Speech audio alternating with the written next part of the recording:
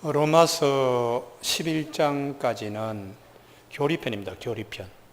그래서 우리가 죄인이 어떻게 구원받을 수 있는가?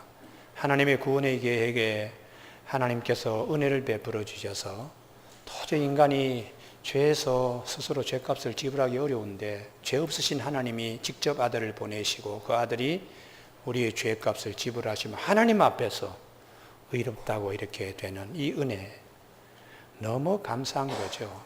그래서 사도 바울이 오늘 이렇게 구원받은 우리, 구원의 길을 우리에게 허락하신 하나님, 12장부터는 구원받은 자가 어떻게 우리가 살아가야 될까요? 하나님을 정말 기쁘게 하면 살아가야 되지 않겠나? 이제 그 얘기를 12절 생활편에서 하고 있습니다. 그런데 이 11장 구원받은 우리에 대한 교리와 12장 이하의 생활편 사이에 오늘 넉 절의 말씀이 왜 중요한가 하면 거기 잘 보시면 깊도다 하는 말씀 앞에 동그라미 있죠. 33절에 누가 하고 동그라미 있고요. 35절, 36절 각 절의 시작마다 동그라미가 다 쳐있는 이 동그라미는 한 단락에 해당되는 거예요. 여러분 25절부터 32절까지 쭉 보시면 동그라미를 찾아볼 수 없습니다. 25절에만 딱 동그라미가 하나 있어요. 25절에서 32절까지의 무게만큼이나 34절이 그만큼 중요하고 25절에서 32절의 무게만큼이나 35절, 36절 한 절 한 절이 그만큼 중요하다는 것이. 왜 그러면 이 한 절 한 절을 이렇게 중요한 것인가? 그 이유는 감격 때문에 그래서 감격. 받지 못할 진로의 대상인 죄인이 하나님 은혜 앞에서 이렇게 구원받았으니 얼마나 감격스러운가 하고 사도 바울이 찬양하고 하나님께 영광 돌리고 한 이 한 절이 그냥 사도 바울의 마음이 그냥 담겨 있는 거예요. 우리 신앙생활을 이렇게 해야지 구원받은 자가 새 생활, 예수 그리스도의 새 삶으로 우리가 살 수가 있습니다. 그런데 이 구원의 감격이 없으면 절대로 새 사람으로 못 삽니다. 구원의 감격이 없으면 가신 노릇만 하는 거예요. 그리고 구원의 감격이 없으면 본인의 믿음이 확신하게 서지 않습니다. 그래서 우리가 구원의 감격, 은혜가 굉장히 중요하기 때문에 사도 바울은 한 절 한 절 다 구원의 감격, 구원의 은혜를 하나님께 돌리고 있기 때문에 한 절 한 절이 중요하다. 근데 저도 이 설교를 준비하면서 쭉 60평생, 뭐 이제 70이 다 돼가는 나이입니다만 돌아보니까 좀 죄송한 얘기인데 사적 얘기했어요. 서울대학교 합격했을 때에 참 감사합니다, 하나님께. 그래서 하나님 그렇게 남들이 바라는 서울대학에 참 들어갔으니 얼마나 감사합니까 하고 참 감사했는데 그 은혜도 몇 달 지나니까 없어요. 내가 공부 잘해서 들어왔지, 내가 열심히 해서 들어왔지, 이 생각으로 바뀌어 있더라고요. 그리고는 대학에 이제 그때는 뭐 대통령이 뭐 독재하겠다고 유신헌법 막 그냥 국회 앞에다가 학교 앞에다 탱크 보내가지고 뭐 그냥 난리칠 때인데 아무도 탱크 앞에서 저항하는 사람이 없었어요. 그래서 이렇게 해서 안 된다.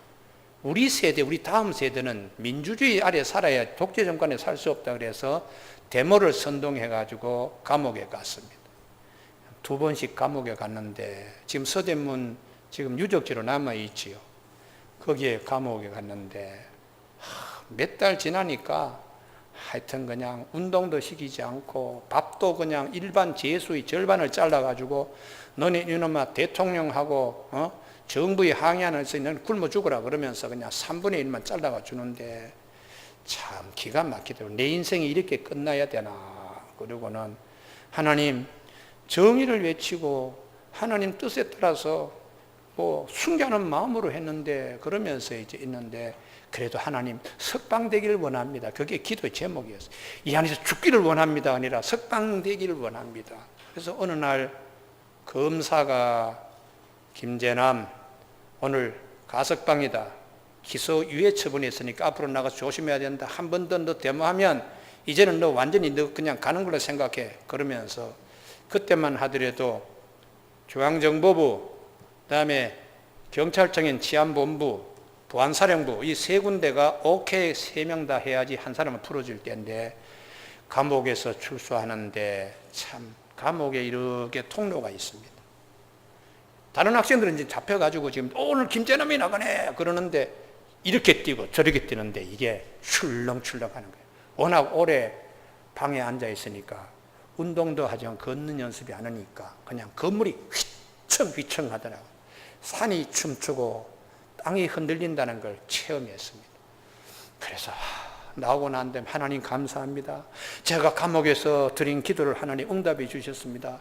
은혜 감사합니다. 그러고 계속 지내야 되는데 그 다음에 한참 지나고 난 다음에 처음은 하나님 은혜로 감사합니다 했는데 나오고 난 다음에 내가 정의를 외쳤으니까 그냥 나오는 거지 이러고 이제 또 바뀌더라고요.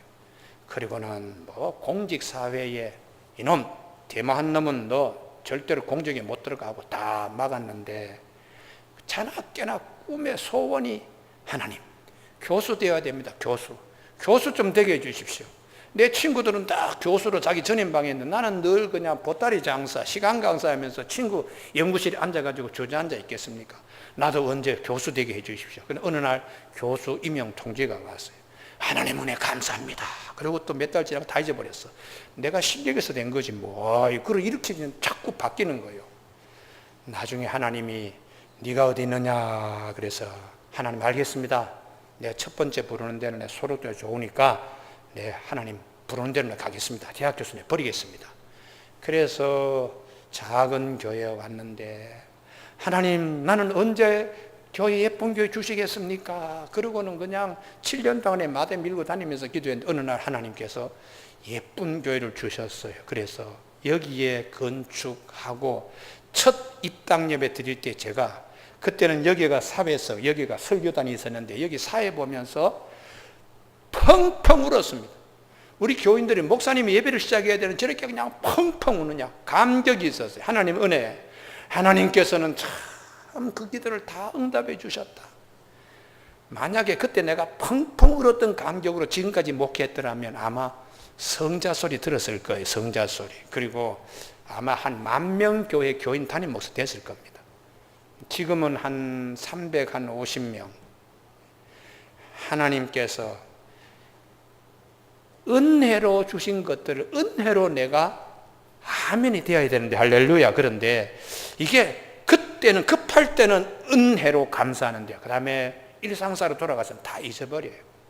대학 들어갈 때나 대학에서 어려운 일 겪을 때나 나중에 대학 교수가 되든 목사가 되고 그 다음에 하나님이 대한민국에서 제일 예쁜 교회 주셨어요. 이게 아멘이 별로 없네요. 야, 참 이것도 기적입니다. 예.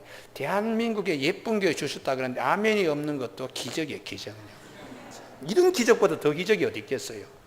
제가 성지순례를 가서 갈릴리 바다에 가면 하나님이 팔복교회가 있어요. 하나님 내 일생에 팔복교회 많은 것 가지고 내가 일생 목회할 수 있는 목사가 되게 해주십시오. 그랬더니 그 팔복교회가 우리 교회보다 조금 작아요. 그런데 정말 호수가 예쁜 교회예요. 그랬더니 어느 날 그냥 호수가 저렇게 깨끗하고 좋은 대한민국의 최고의 호수로 작년 저작년에 우리 광교 호수가 선정되었습니다.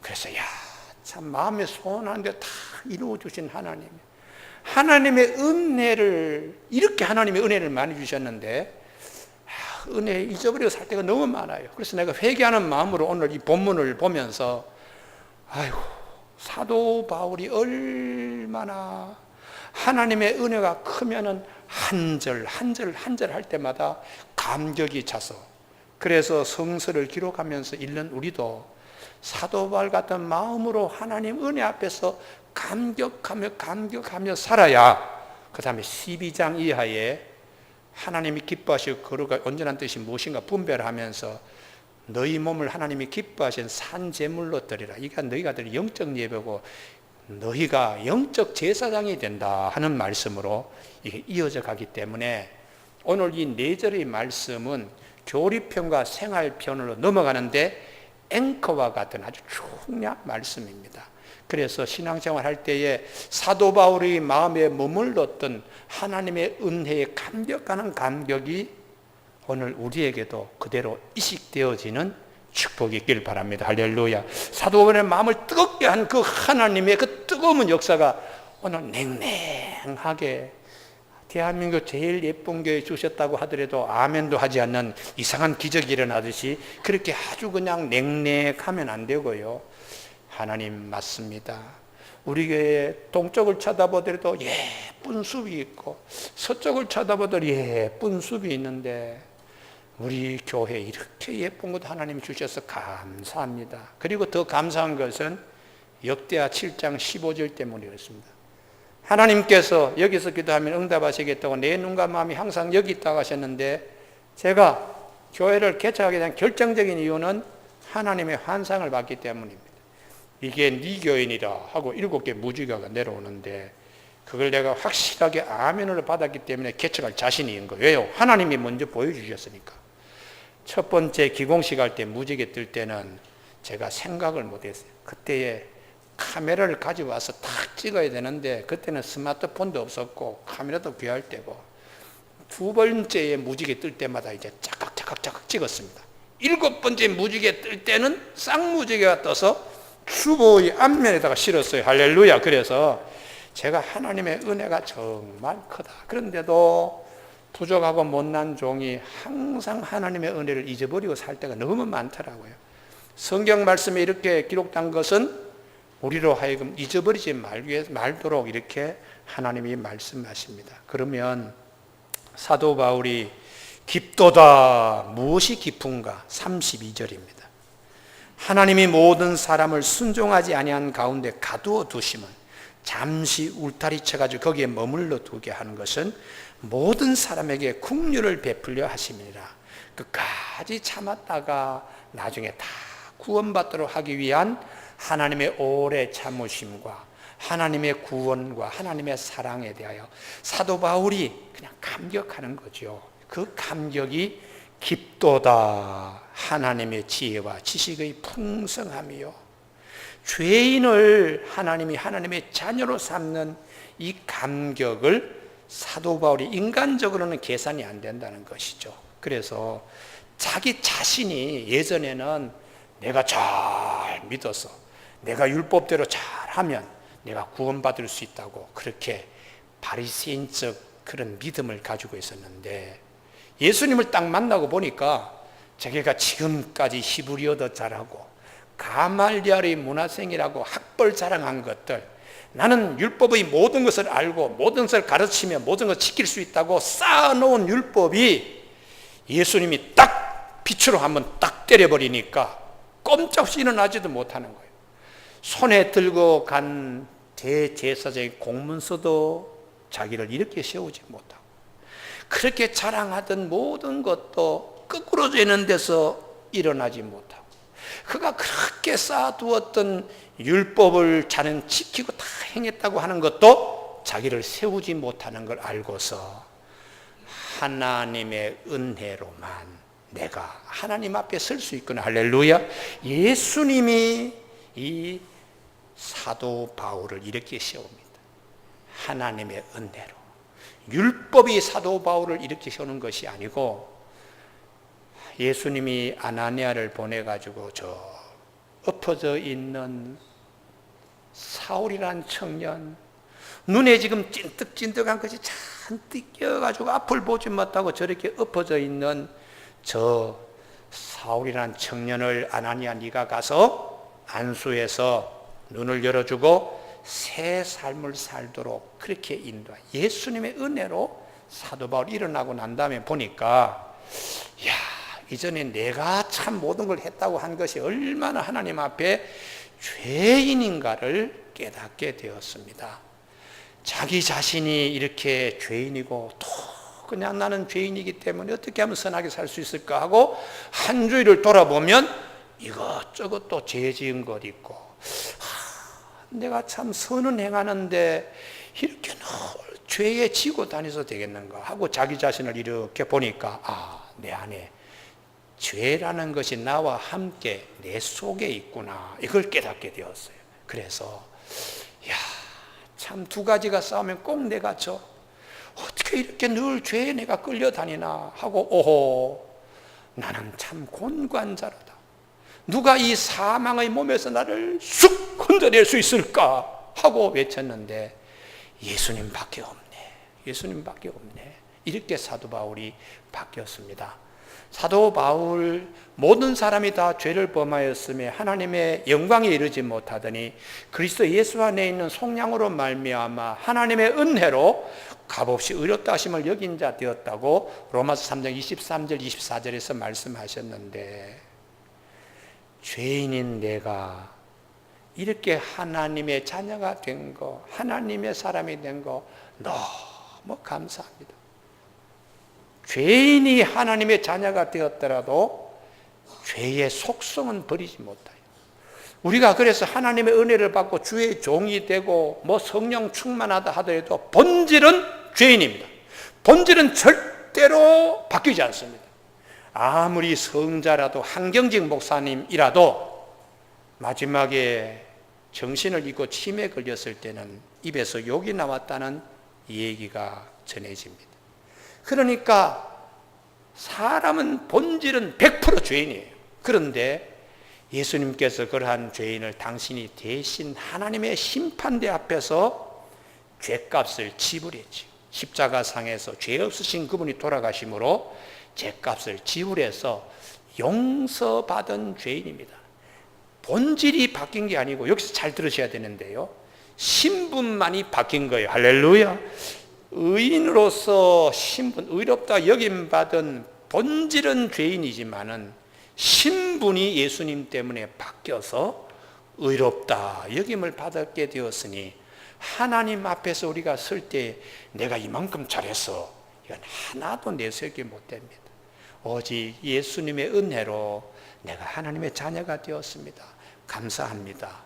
이거 하나만 유효한 거예요. 그러니까 100% 죄인 우리에게 하나님이 100% 은혜를 주셨다. 할렐루야. 이것을 전적인 죄인, 타락한 죄인이 하나님의 전적인 은혜로 구원받게 되었다, 이렇게 말씀을 하는 것입니다.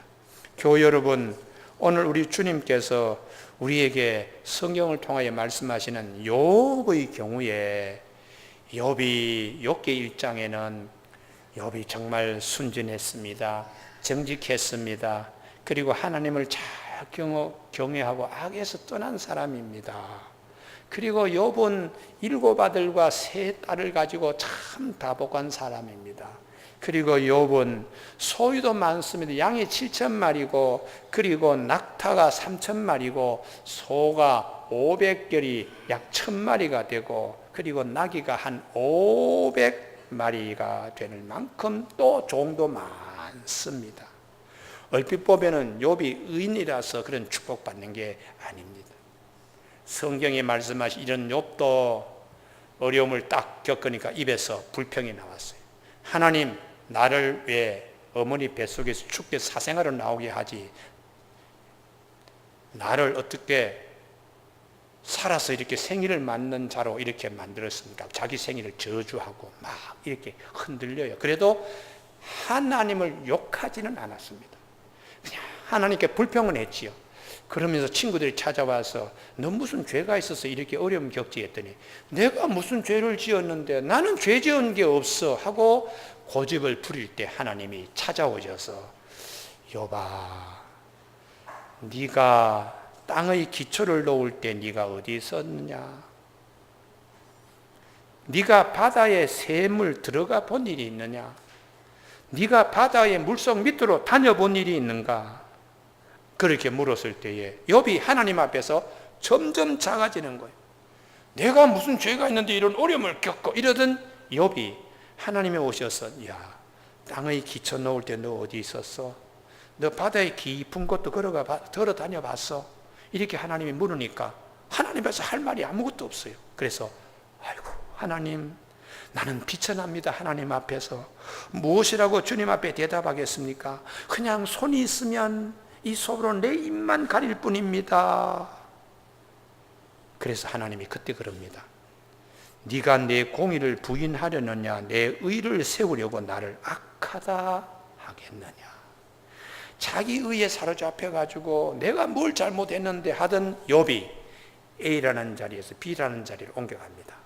하나님, 나 하나님 앞에서 죄인입니다 라는 여부로 중심축이 바뀌는 거예요.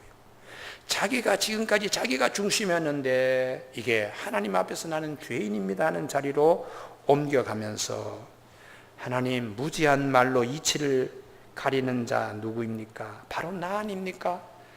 깨닫지도 못한 일을 말하며 스스로 알 수도 없고 헤아리도 어려운 일을 말하는 나입니다. 하나님 용서하여 주시옵소서 하고 회개하고 제 가운데 앉으니까 하나님이 그때부터 욥에게 꼬인 일들을 다 풀어주는 거예요. 욥이 지금까지 자기는 의인으로 생각했어요. 그런데 하나님 앞에서 자기가 얼마나 미천하고 죄를 지은 자인가를 스스로 깨닫고 난 다음부터 고백하는 거예요. 그때부터 욥에게 형통의 복이 있었습니다. 교우 여러분, 그래서 우리가 항상 기억할 것은 하나님의 은혜로 다 되었다, 할렐루야, 이렇게 고백하는 사도 바울의 마음을 가지면 하나님께서 그래, 네가 작은 은혜도 감사하니까, 달빛 같은 별빛 같은 은혜에도 감사하니까 달빛 같은 은혜도 너를 줘야지, 또 달빛 같은 은혜에 감사하니까 하나님 이것도 감사합니다 하는 자에게 햇빛 같은 은혜도 주시고, 할렐루야, 햇빛 같은 은혜에 감사하는 자에게 일곱 날의 빛 같은 은혜를 주시는 하나님이 되시는 것이죠. 여러분, 오늘 이 33절, 나 같은 죄인을 하나님이 하나님의 자녀 삼으신 것도 감사하고, 두 번째, 지금까지 하나님을 믿지 않는 이방인들이, 여러분, 하나님이 이제까지 믿지 않았으니까 여러분이 죄 가운데 있었습니다. 이제 그런 죄인들이 예수님을 믿으면 하나님의 자녀가 되었습니다. 영접하시겠습니까? 하니까 이방인들이 예, 맞습니다. 우리는 하나님을 지금까지 믿지 않았는데 그런 죄인을 예수님을 믿으면 하나님의 자녀가 된다고 하고 이방인들이 뛰어들었어요.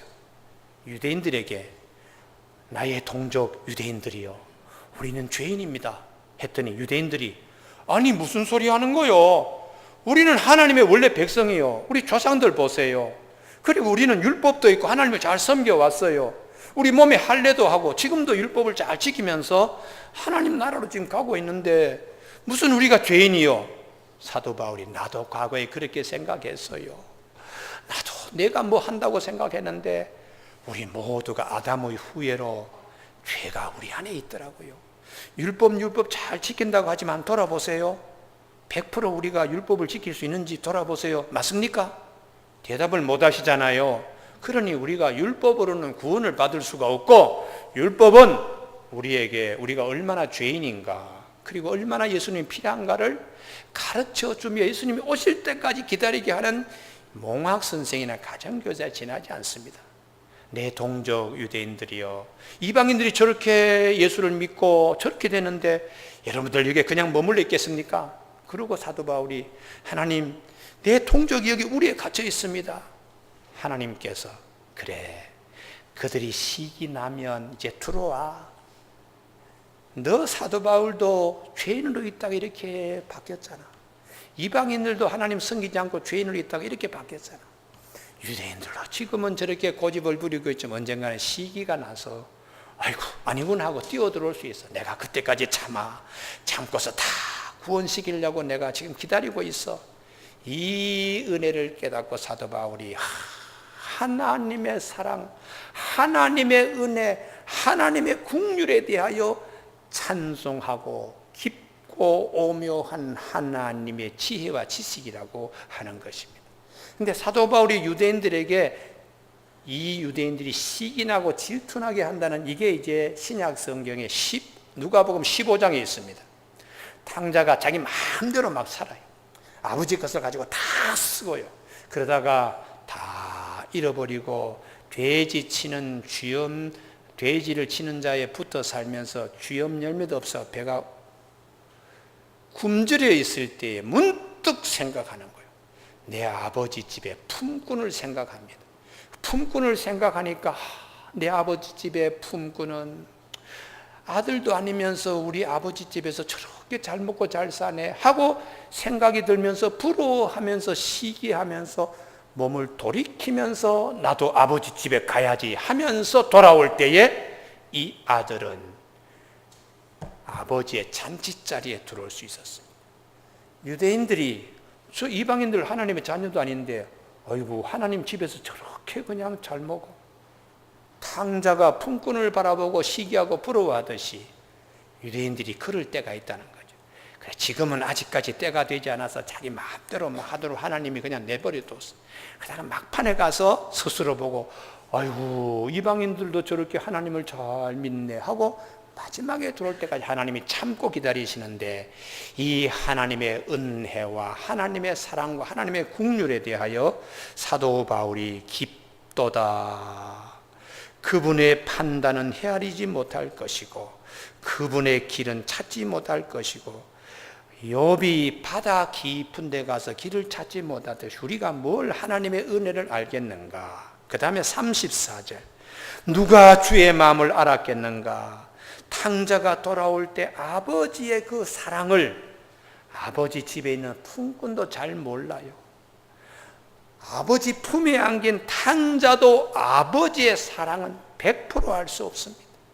그만큼 아버지의 사랑은, 죄인에 대한 사랑은 그만큼 큰데, 거기에 대놓고 누가 옆에서 분수 뜨지 마세요. 누가 그의 모사가 되었느냐. 거기에 하나님 보고 하나님 이렇게 하세요 저렇게 하세요 토달 사람이 없다. 여러분, 그림의 명화가 있는데 거기에다가 누가 와서 요거 조금만 손대면 더 좋겠군 하고 붙이라면 명화의 가치가 떨어지듯이, 하나님의 온전한 사랑 앞에 사람이 이렇게 저렇게 카운셀러 하듯이 하나 더 붙이고 이렇게 하지 못할 정도의 완벽한 하나님의 사랑, 하나님의 은혜에 34절 감사하는 겁니다. 누가 하나님 아버지의 그 깊은 사랑과 은혜와 그 깊은 마음을 알겠습니까? 아무도 모릅니다. 그만큼 하나님의 사랑은 큽니다. 이런 큰 하나님의 사랑 앞에 누가 그에다가 토를 단다든지 붙이려고 생각하지 마세요. 35절, 누가 주께 먼저 드려서 갚으심을 받겠느냐. 하나님의 크신 사랑을 내가 갚아야지 하고 가방 들고 뛰어나올 생각하지 마세요. 여러분, 구약의 다윗 임금이 나라를 안정시키고 난 다음에 요나단의 피무치를 혈육을 찾게 됩니다. 그 요나단이 다윗이 앞으로 임금이 되면 우리 밑에 있는 식구들 좀 잘 챙겨줘 이렇게 부탁했기 때문에, 다윗이 임금이 될 때에 그때 어려운 일이 많이 있었는데 예루살렘 성을 점령하고 할 때에 그 위에 있는 사람, 여부수 사람들이 다윗 군사를 향하여 우리 이 성에 소경과 쩔뚝발이 너하고 싸우면 이긴다고 이러니 다윗의 군대가 아주 상처를 받는 거예요. 다윗이 더더욱 얼굴이 새파랗게 질릴 정도로 화가 났어요. 그런데 군사들이 다윗성을 점령했어요.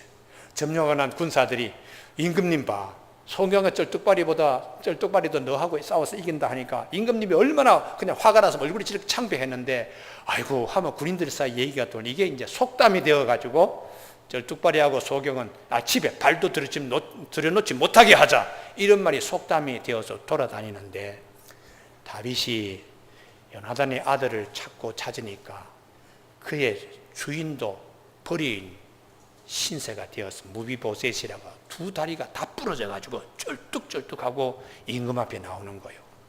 평소 같으면 궁궐 입구에도 못 들어옵니다.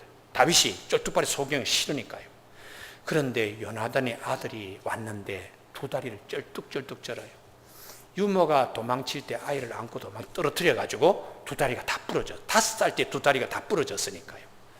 그런데 10수년이 지나 가지고 다윗 앞에 나타난 이 무비보셋이 다리를 쩔뚝쩔뚝 졌는데 다윗이 왕자의 하나같이 그를 대우합니다.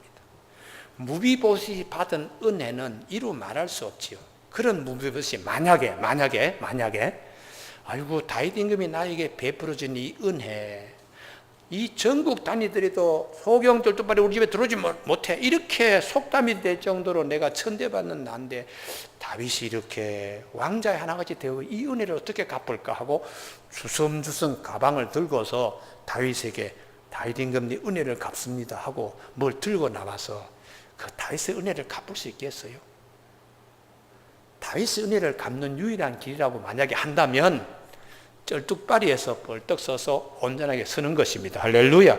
그렇듯이 하나님의 은혜 앞에서 우리가 온전치 못하고, 그걸 내가 갚겠다고 뭐 주섬주섬 하는 거, 이건 하나님의 은혜를 갚겠다고 하는 자체가 잘못된 발상인 만큼 하나님의 은혜와 하나님의 사랑은 우리가 도저히 갚을 수 없을 만큼 완벽하고 크고 대단합니다 하는 노래가 오늘 35절이에요.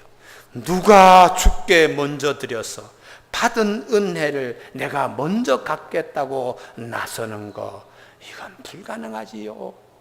36절, 하나님이 죄인을 이렇게 하나님의 자녀 삼으시고 이방인을 하나님의 자녀 삼으시고 지금도 불순종한 유대인을 오래 참아서 가두어 기다렸다가 끝에 가서 다 구원받게 하신 이 하나님의 예지하시고 예정하시고 부르시고 의롭다 하시고 영원하게 하신 하나님의 이 계획은 만물이 다 주에게서 나오듯이 하나님의 이 은혜 사랑의 이 일은 다 주님으로부터 나올 뿐만 아니라 주로 지금 되어져 가고 있습니다.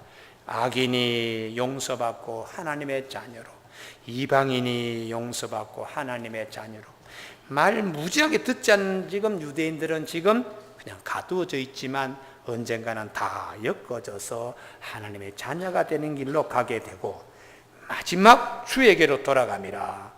하나님이 다 해주셨다고 영광과 찬미를 돌리게 될 날이 반드시 있을 것입니다. 할렐루야. 그래서 하늘에 있는 것이나 땅 아래에 있는 것이나 땅에 있는 모든 것이 예수 그리스도를 중심하에 다 통일되어 하나님께 영광될 날이 곧 오게 될 것입니다 하고 이 바울이 찬송을 하고 있습니다.